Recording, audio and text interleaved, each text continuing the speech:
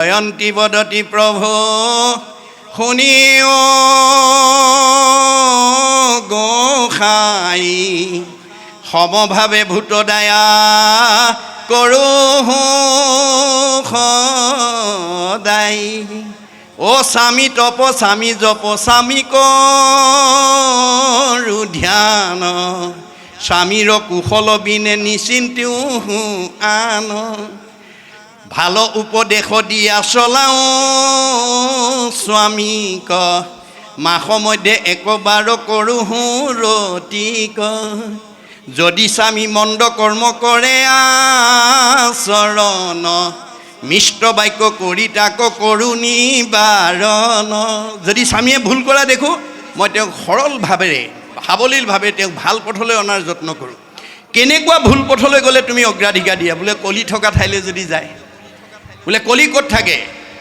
পৰীক্ষিতে কলিক নিগ্ৰহ কৰি প্ৰধানকৈ 4টা ঠাই দিছিল। নিৰপতি বুলন্ত কলি তোক দিলোঁ স্থান, জৈত খেলে জুৱা পাশা কৰে মদ্যপান। স্ত্ৰী পঞ্চ সোণা গৃহস্থৰ থাকে জৈত, এই 4 স্থান দিলোঁ বঞ্চ গয়াতৈত। এই 4টা ঠাইত কলি থাকে। মদ ভাং খোৱা, জুৱা পাশা খেলা, পৰস্ত্ৰী আসক্ত, হিংসা ধৰ্ম। মদ খোৱাত কিয় বাধা দিয়ে? মদ্যতি যত তৎ মদ্যম, মদ খালে নিচা লাগে। বুদ্ধি লুম্পতি যত দ্ৰব্যম মদকাৰী তদচ্ছতে। যে নিচাযুক্ত বস্তু খালে সৎবুদ্ধি বিনাশ হৈ অসৎ বুদ্ধি ফালে গতি কৰে।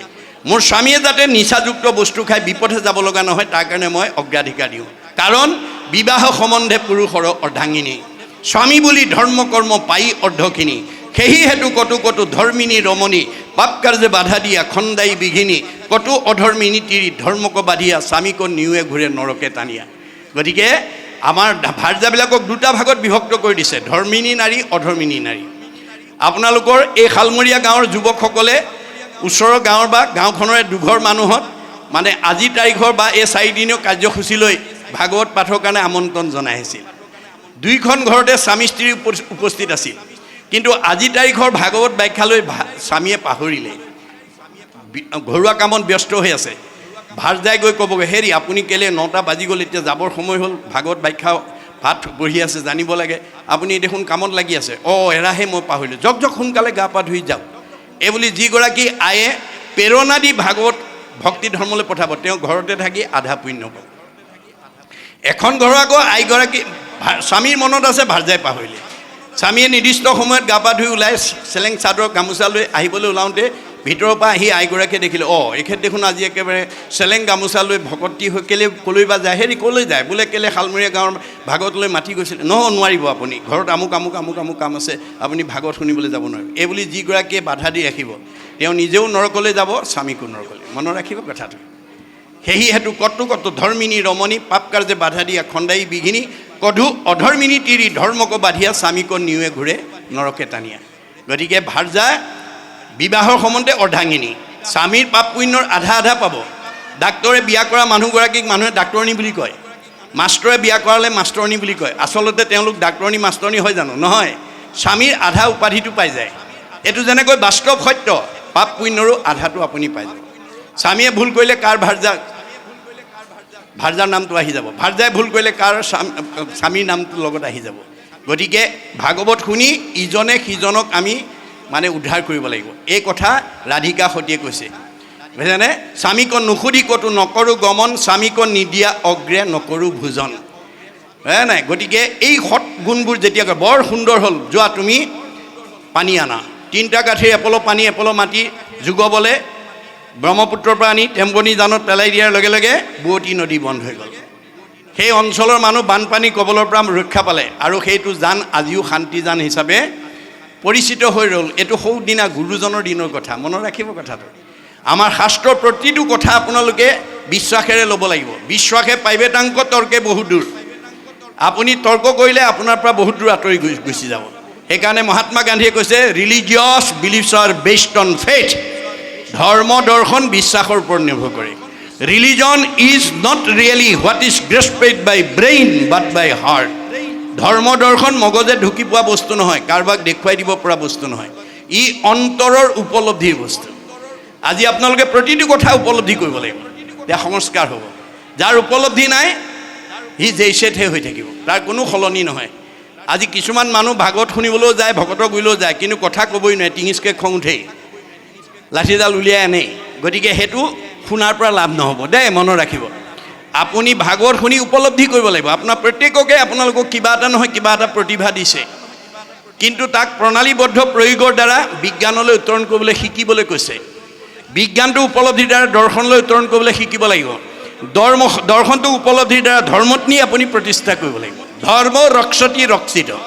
আজি ইয়াত বহি থকা প্ৰত্যেককে কিবা নহয় কিবা এটা প্ৰতিভা ভগৱানে দিছে, আপোনালোকে জানিব কি প্ৰতিভা দিছে। কিন্তু দাৰ্শনিক পণ্ডিতে কৈছে, গুৰুজনাই কৈছে, তোমাৰ প্ৰতিভাটো প্ৰণালীবদ্ধ প্ৰয়োগৰ দ্বাৰা বিজ্ঞানলৈ উত্তৰণ কৰিবা। Systematic knowledge is science, realize science is philosophy, realize philosophy is religion, religion is the highest sense of philosophy.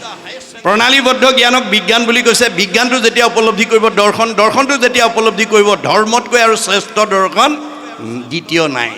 শংকৰদেৱে এটা বাক্যত বুজাই দিছে দেই, যতেক দেখা খোজ সমুদায়, হস্থিৰ খোজত সবে লুকায়, এহিমতে যত বিশ্ব সমস্ত, কৃষ্ণতে জানা সবে যাই অস্ত।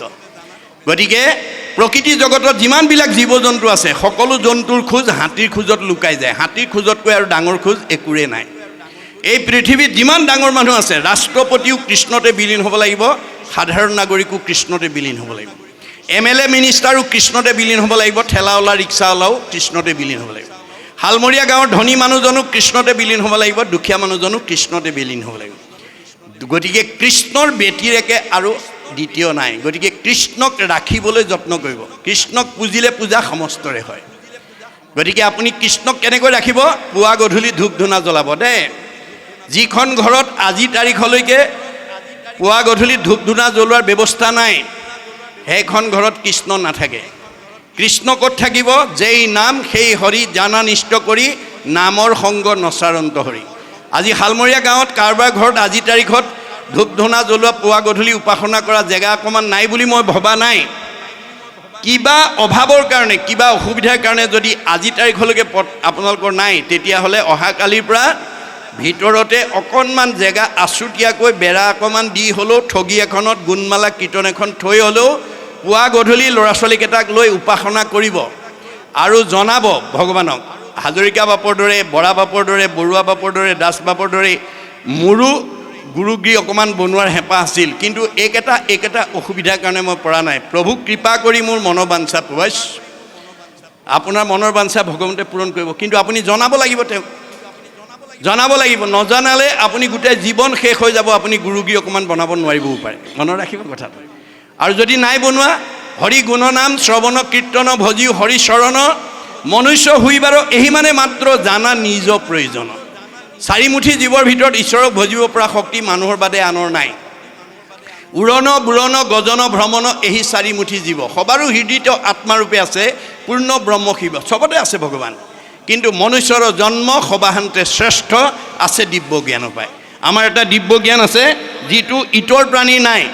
মনত ৰাখিব। গতিকে আমাৰ দিব্য জ্ঞানটোৰ জৰিয়তে হৰিৰ পৰম মংগল কথাক সততে পুৰিব গায়। আমি মানুহৰ প্ৰথম কৰ্তব্য হৈছে ৰাতিপুৱা শুই উঠাৰ পৰা গধূলা খোৱালৈকে ঈশ্বৰৰ কথা এটা বা দুটা আপুনি ক'ব, এটা বা দুটা ক'ব। আমাৰ দাৰ্শনিক কৈছে, sing of Hari with his form in heart, no other virtue is greater than name's worth. হাজাৰটা নামৰ পৰা এটা নাম যাতে আপোনাৰ মুখেদি ওলায়।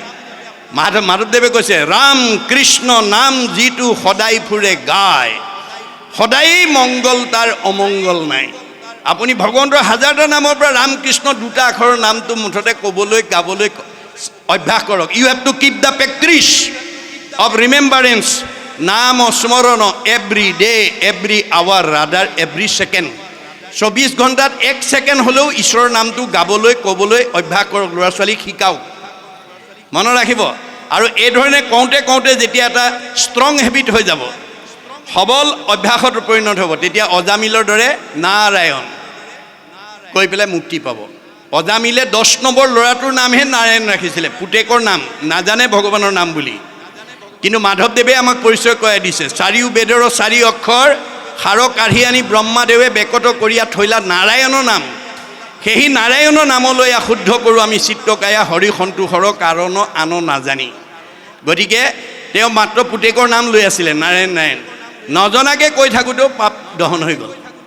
আপোনাৰ মুখৰ আগত বিহ অকণমান পৰি আছে, আপুনি নাজানে বিহ বুলি, অমৃত বুলি বুটলি খাই দিলে। বিহে ক'ব নেকি এওঁ নাজানি খাইছে, এওঁ নামাৰোঁ বুলি? বিহ জানিয়েই খাওক বা নাজানিয়েই খাওক, বিহে মানুহ মাৰিবই।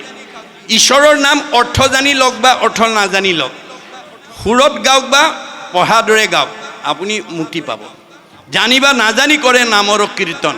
আজি আমাৰ বহুত ডেকা ল'ৰা, গাভৰু ছোৱালী, বহুত পঢ়া ল'ৰা ছোৱালীয়ে ভাগৱত পঢ়িবলৈ ভয় কৰে। আজি আপোনালোকে দেখিলে সেই শিশুটো, এতিয়া 4ৰ্থ শ্ৰেণীৰ ল'ৰাটোৱে কিমান সুন্দৰকৈ পাঠ কৰিছে। তেওঁ অভ্যাস কৰিছে, তেওঁ ভৱিষ্যত ভাল মানুহ হৈ যাব, তেওঁক ঈশ্বৰৰ কৃপা পৰিছে। তেওঁ আদৰ্শৰে যাতে আমিও আমাৰ ল'ৰা ছোৱালীবিলাকক আগুৱাই নিব পাৰোঁ, এই কথাৰ প্ৰতি আপোনালোকে গুৰুত্ব দিব লাগিব, গুৰুত্ব দিব লাগিব। ভগৱন্তে প্ৰত্যেককে এটা এটা প্ৰতিভা দি পঠিয়াইছে। গতিকে বেয়াটো এৰি ভালটো ল'ব লাগিব। বেয়া এৰি ভাল লোৱাটোৱে বৈজ্ঞানিক দৃষ্টিভংগী। আমি ভাগৱত শুনিবলৈ কিয় আহিব লাগিব? বেয়া স্বভাৱ, বেয়া খাদ্য, বেয়া চিন্তা, বেয়াবিলাক এৰিবলৈ।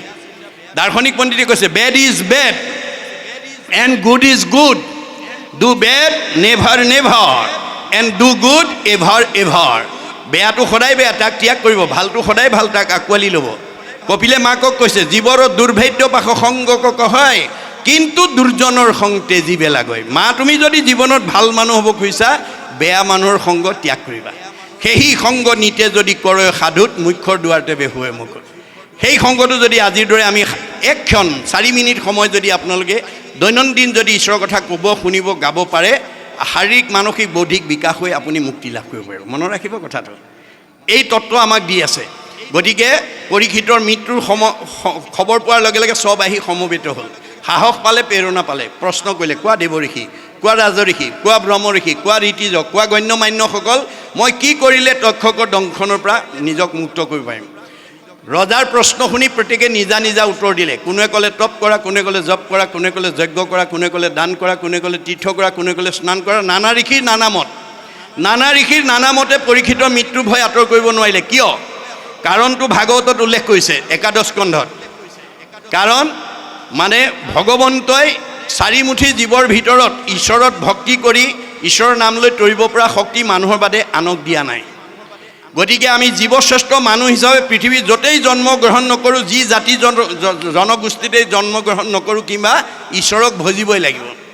কিন্তু কেনেকৈ ভজিলে, কেনেকৈ ধৰ্ম আচৰণ কৰিলে আমি এই মায়াময় সংসাৰৰ পৰা উদ্ধাৰ হ'ব পাৰিম, সেই সম্পৰ্কে ভগৱন্তই নিজৰ মুখেদি কৈ গৈছে।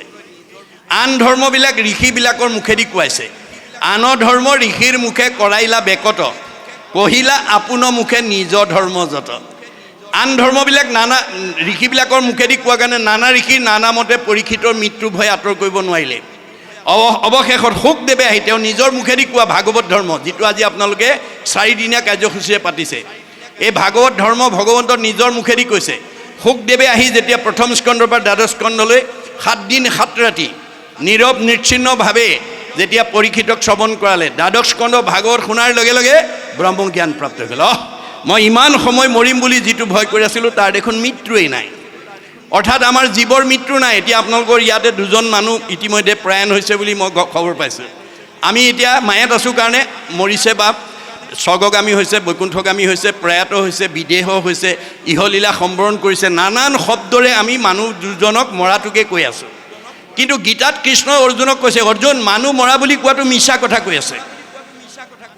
জীৱৰ মৰণ কহে যিটো জনক হবে মিছা মহাভাগ। মানুহ মৰিছে বুলি কোৱাটো মিছা কথা কৈছে বুলি। জীৱৰ মৃত্যু নাই, মৃত্যু কাৰ আছে? দেহৰেহে ধৰ্ম জনম মৰণ। জীৱৰ কি আছে? সংস্কাৰ আৰু গতি। আপোনালোকে যদি এই ভাগৱত শুনিব পাৰে, সংস্কাৰ হ'ব। সংস্কাৰী জীৱই জীয়াই থাকোঁতে শান্তি পাব, মৰিলে সদগতি পাব। এইটো অকল ধৰ্ম দৰ্শন নহয়, বিজ্ঞানে স্বীকাৰ কৰিছে। পৃথিৱীৰ উপৰিভাগত যি বায়ুমণ্ডল আছে, তাক ঘনত্বৰ ওপৰত বিজ্ঞানে প্ৰধানকৈ 3টা স্তৰত ভাগ কৰিছে: টপস্ফিয়াৰ, টেট্ৰস্ফিয়াৰ, আইনস্ফিয়াৰ। আইনস্ফিয়াৰক আটাইতকৈ ওপৰৰ স্তৰ বৈতৰণী নদী বুলি কল্পনা কৰা হৈছে। ভাগৱত শুনা জীৱ ইমান নিৰ্মল হৈ যাব যে ই প্ৰয়াণৰ পিছত ৰকেটৰ দৰে 3টা লেয়াৰ ভেদ কৰি 14 ব্ৰহ্মাণ্ডৰ বাহিৰত শুদ্ধ জীৱ ভকতৰ কাৰণে নিৰ্মাণ কৰি থোৱা বৈকুণ্ঠত অৱস্থান কৰিব, আৰু ঘূৰি আহিব নালাগে। আমি ভাগৱত শুনিবলৈ কিয় আহিব লাগে? জন্ম ৰহিত হ'বৰ কাৰণে। যদি ভাগৱত নুশুনে, আপুনি এই 3টা লেয়াৰৰ ভিতৰত অহা যোৱা কৰি থাকিব লাগিব। পুনৰপি জনমম পুনৰপি মৰণম, পুনৰপি জনমম পুনৰপি মৰণম। আপুনি জন্ম য'তেই নহওক, গৰ্ভৰ যান্ত্ৰণা আৰু মৃত্যুৰ ভয়ে আপোনাক পিছে পিছে খেদি থাকিব। গতিকে আমি জন্মৰহিত কাৰণে ভাগৱত শুনিবলৈ আহিব লাগিব আৰু সংস্কাৰ হ'বৰ কাৰণে সংস্কাৰী জীৱই জীয়াই থাকোঁতে শান্তি পাব, মৰিলে সদগতি পাব। যাৰ সংস্কাৰ নাই জীয়াই থাকোঁতে অশান্তি পাব, মৰিলে অধোগতি যাব। ভাগৱত নুশুনা মানুহ যিমান বিদ্যাৱন্ত, ধনৱন্ত, সম্পদশালী নহওক কিম্বা, আপুনি যিমান দামী কাপোৰ নিপিন্ধক কিম্বা, মলি পৰিবই। মলি গুচাবলৈ আপুনি চাবোন চাৰ্ফ ব্যৱহাৰ কৰিবই লাগিব। মই দামী কাপোৰ পিন্ধিছোঁ বুলি যদি আপুনি চাবোন চাৰ্ফ ব্যৱহাৰ নকৰে, দামী কাপোৰখনৰ পৰা মলি নিজে আঁতৰ নহয়। মই গাঁওখনৰ ভিতৰত শালমৰীয়া গাঁৱৰ মোতকৈ বিদ্যাৱন্ত, মোতকৈ ধনৱন্ত, মোতকৈ সম্পদশালী, মোতকৈ জ্ঞানী, মোতকৈ বুদ্ধিমন্ত নাই বুলি যদি 4 দিনীয়া কাৰ্যসূচীত ভাগৱত শুনিবলৈ নাহে, তে তেওঁ সংস্কাৰ হ'ব নোৱাৰে। মনত ৰাখিব কথাটো। ভাগৱত নুশুনিলে আপুনি কলিমল মায়ামলৰ পৰা নিজক মুক্ত কৰিব নোৱাৰিব। আমাৰ দুটা মলিয়ে আমাৰ মনটোক ঢাকি ৰাখে বুলি কপিলে কৈছে। এপিঠিত কলিমলি, এপিঠিত মায়ামলি। কলিমলি ব্ৰহ্মাৰ দেহৰ পৰা উৎপত্তি হৈছে। আমাৰ শাস্ত্ৰত কৈছে, ব্ৰহ্মাৰ তনুৰ পৰা কলি উপজিলা, পৰম দাৰুণ বেশ বিৰিঞ্চি দেখিলা, কোন কৰ্ম কৰোঁ প্ৰভু কৰিও আদেশ, দিওঁ ৰাজপদ তজু পাওঁ উপদেশ। মানে ব্ৰহ্মাৰ দেহৰ পৰা পুতেক জন্ম হৈ বাপেকক দাবী কৰিছে, দেউতা জন্ম দিলেই নহ'ব, ভোগৰ সামগ্ৰী গোটাই দিয়া। শুনি 4 মুখে ব্ৰহ্মা গুণিয়া চাহিলা, তাৰ ভাৱ দেখি তাক কলি নাম দিলা। যিটো ল'ৰা জন্ম হৈয়ে ভোগৰ সামগ্ৰী বিচাৰিছে, ই সাধাৰণ ল'ৰা নহয়। 4খন মুখেৰে ভাবি পেলাই কলি নাম দিলে আৰু ভোগৰ সামগ্ৰী গোটাই দিলে। কি? মলিনী নলিনী নামে 2 ভাৰ্যা দিলা, দুহান্তৰ হন্তে 4 পুত্ৰ উপজিলা। মলিনী নলিনী নামৰ 2গৰাকী ভাৰ্যা বিয়া কৰাই দিলে। এইটো বাহ্যিকতা, আধ্যাত্মিকতাৰ ৰাগ দেশ। তাৰ পৰাই আমাৰ বেয়া ভাৱবিলাক সৃষ্টি হয়। কামক্ৰোধ লোভ মোহ 4 পুত্ৰ জাত। আপোনালোকেও আছে নেকি? মনত ৰাখিব এইকেইটা পুত্ৰ। কামক্ৰোধ লোভ মোহ 4 পুত্ৰ জাত, গৰ্ব অহংকাৰ 2 মন্ত্ৰী যে সাক্ষাৎ। কাম ক্ৰোধ লোভ মোহ কলিৰ পুতেক, গৰ্ব অহংকাৰ মন্ত্ৰী, বুদ্ধি দিয়া।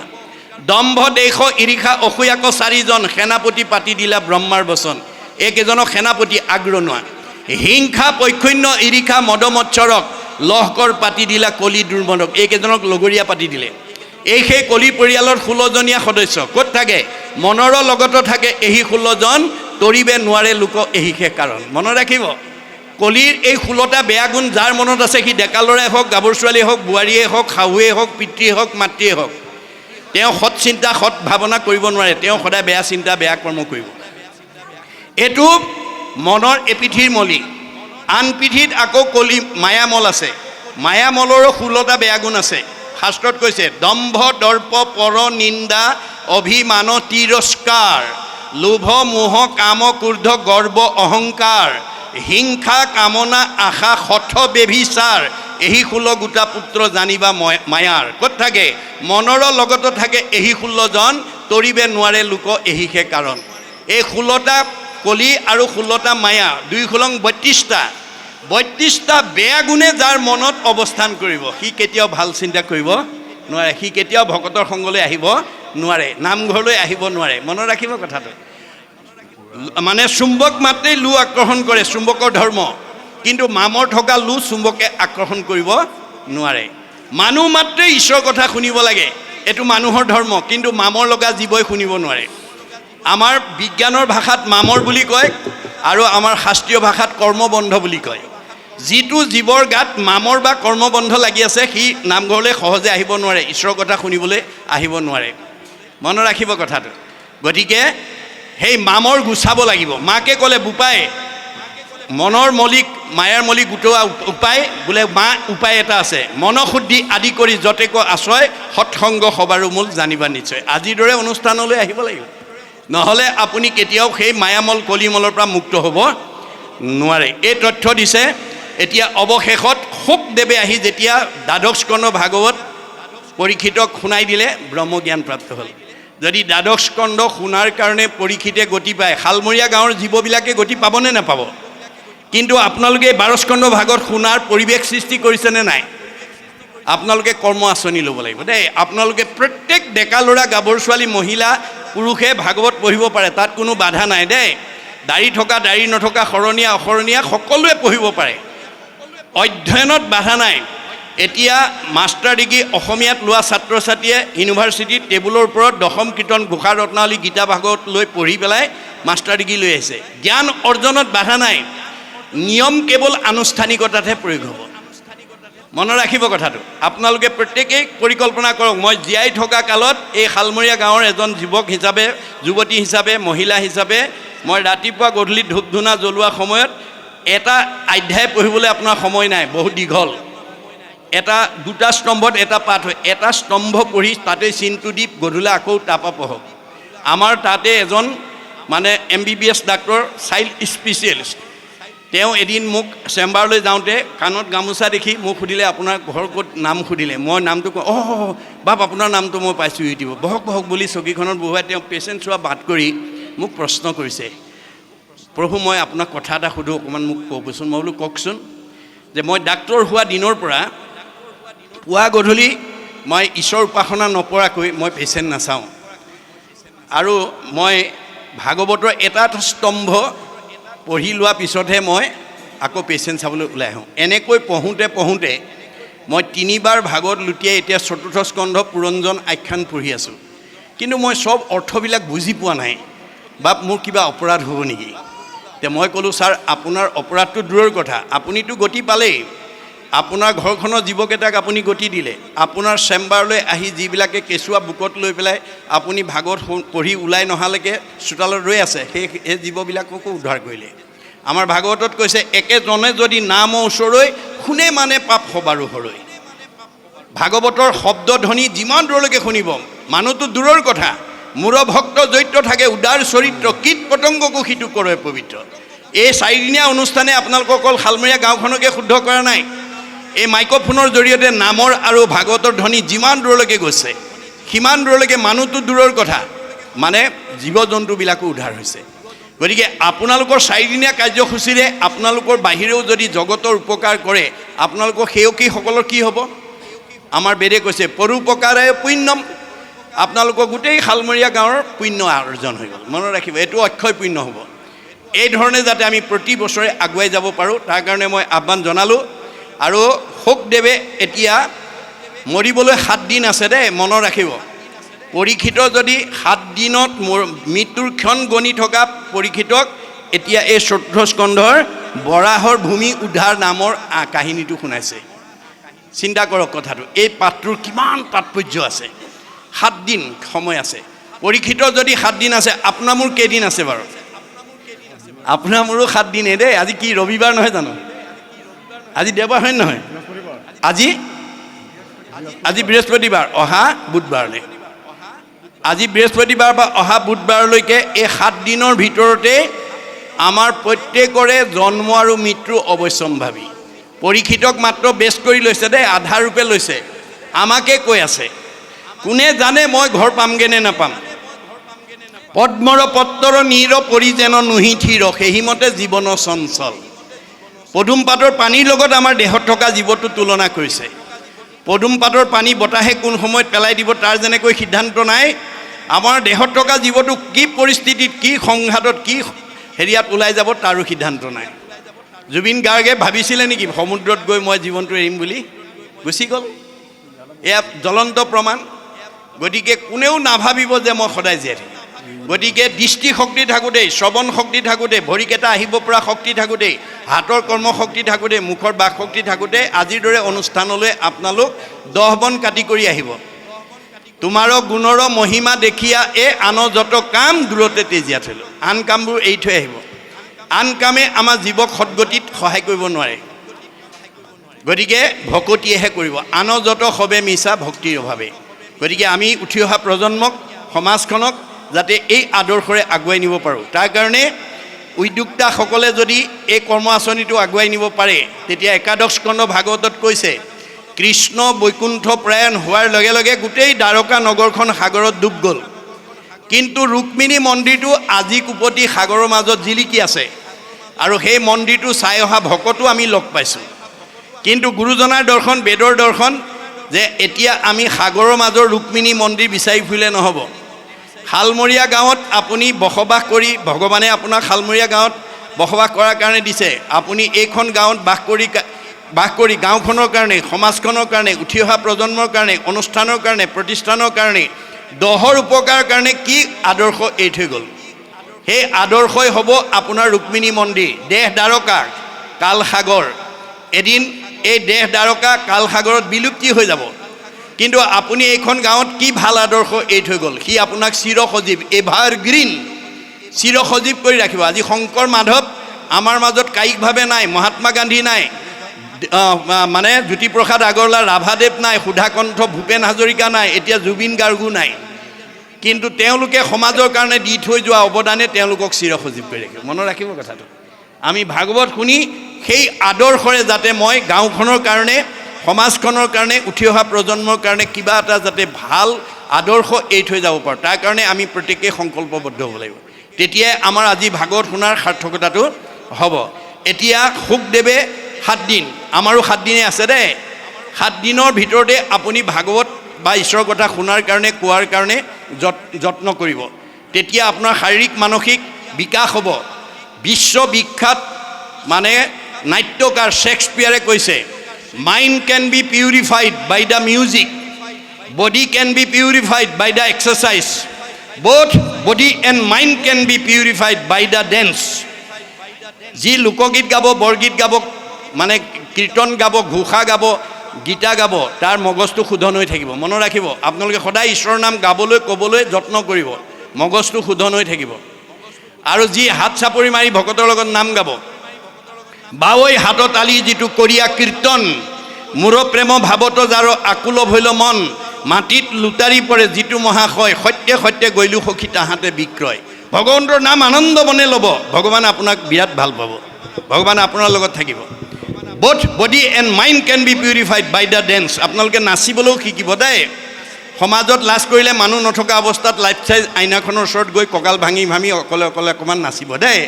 তেতিয়া চেহেৰা ভাল হ'ব, মন আনন্দ হ'ব, আয়ুস বাঢ়িব। মনত ৰাখিব, শংকৰদেৱে এই নামঘৰটো বনাই থ'বলৈ দিয়া নাই। আপোনালোকৰ শালমৰীয়া গাঁৱত জন্ম দিয়া ল'ৰা ছোৱালীবিলাকক এইটো নামঘৰত মানে দুজনা মহাপুৰুষৰ 6খন 12খন নাটৰ এখন নাটক যদি মানে প্ৰশিক্ষণ কৰ্মশালাৰ দ্বাৰা যদি ল'ৰা ছোৱালীক শিক্ষা দি যদি ইয়াত যদি আপোনালোকে পৰিৱেশন কৰিব পাৰে, তেতিয়াহ'লে বেদে কি বুলি কৈছে, কেশৱ অগ্ৰে গীতং বাদ্যং নিত্যং য কৰোতি কলৌ নৰ, পদে পদে অশ্বমেধ ফলং প্ৰাপ্নোতি নিত্যস্য। আপোনালোকৰ 4ৰ্থ দিনা ভাওনাৰ ব্যৱস্থা ৰাখিছে। সেই ভাওনাক নিৰ্গুণ কৃষ্ণৰ গুণলীলা যিসকল শিল্পীয়ে এই নামঘৰত পৰিৱেশন কৰিব, তেওঁলোকৰ প্ৰতিটো খোজৰ মূল্য হ'ব এটা এটা অশ্বমেধ যজ্ঞৰ সমান অক্ষয় পুণ্য। আৰু যিসকল দৰ্শকে 4ৰ্থ দিনাখনৰ ভাওনা চাবলৈ আহিব, গীতং বাদ্যং নিত্যং হৰি কথা শুনে স্বপুণ্যাত্মা তলৈক্যৰ ওপৰত সংস্থিতা। আপোনালোকে চাবলৈ অহাসকলক তলৈক্য অৰ্থাৎ বৈকুণ্ঠত ঠাই দিব। আজি ভাগৱত শুনিবলৈ যিসকল আহিছে, আমাৰ ঠাই ক'ত আছে? বৈকুণ্ঠত। মনত ৰাখিব কথাটো। গতিকে আপুনিয়েই আপোনাৰ জীৱন গঢ়োতা, আপোনাৰ ভাগ্য আপুনি গঢ়িব লাগিব। আপোনাৰ পৰিয়ালটো আপুনি ভাল কৰিব লাগিব, আপুনি নিজক ভাল কৰিব, সমাজখন ভাল কৰিব লাগিব, পৰিৱেশ ভাল কৰিব পাৰিব। দাৰ্শনিক পণ্ডিতে কৈছে, you are the creator of your own destiny. আপোনাৰ ভাগ্যখন আপুনি গঢ়িব লাগিব, আপোনাৰ ভাগ্যখন আনে গঢ়ি নিদিয়ে। আপোনাৰ ল'ৰা ছোৱালীকেইটা আপুনি ভাল কৰিব লাগিব, আপোনাৰ ঘৰখন আপুনি ভাল কৰিব লাগিব, আপোনাৰ সমাজখন আপুনি ভাল কৰিব লাগিব। মাধৱদেৱে কৈছে, আপুনি আপোনাৰ শত্ৰু, আপুনি আপোনাৰ মিত্ৰ, আপুনি আপোনাৰ ৰাখে মাৰে, হৰিক নভজি নৰে, আপুনি হুৱে নষ্ট, হৰি ভজি আপোনাক কটায়। বাছ, ভাগৱত যিখন নামঘৰত হৈ যাব, সেইখন নামঘৰ উন্নতি হ'বই, সেইখন গাঁও ঐক্য সম্প্ৰীতি প্ৰেমৰ মাজত থাকিবই, এইটো স্বাভাৱিক। পূৰ্বৰ যদি কিবা আলহী আহিকা আছে, চব নাইকিয়া হৈ যাব ভাগৱত শুনাৰ লগে লগে।